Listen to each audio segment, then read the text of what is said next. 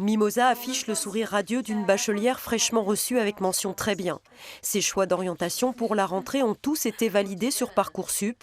En septembre, c'est à la faculté de médecine de Brest qu'elle entrera. Un rêve de petite fille, dit-elle.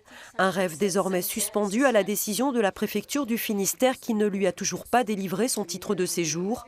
Mimosa, qui est majeure, risque à tout moment d'être renvoyée dans un pays qu'elle a fui il y a 4 ans avec sa famille, l'Albanie. Vu qu'on n'a pas de réponse, ça peut compliquer tout ce qui va après. Toutes les conditions de base, en fait. Si on veut, j'aurai le droit d'aller à la fac, de continuer mes études.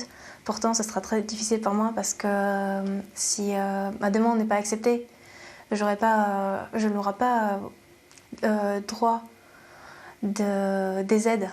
Sans papier, pas de bourse qui lui serait d'un grand secours pour étudier dans de bonnes conditions.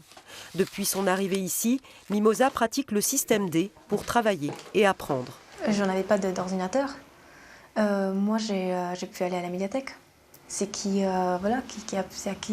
ça m'a permis de ne pas me bloquer sur ce problème, d'essayer de trouver une solution tout simplement. Malgré les écueils, la jeune fille est d'une volonté à toute épreuve.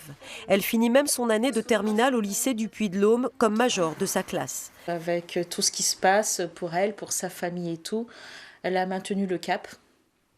Et c'est, comme je dis, c'est ce savoir-être qui mérite d'être souligné, plus que la note au final.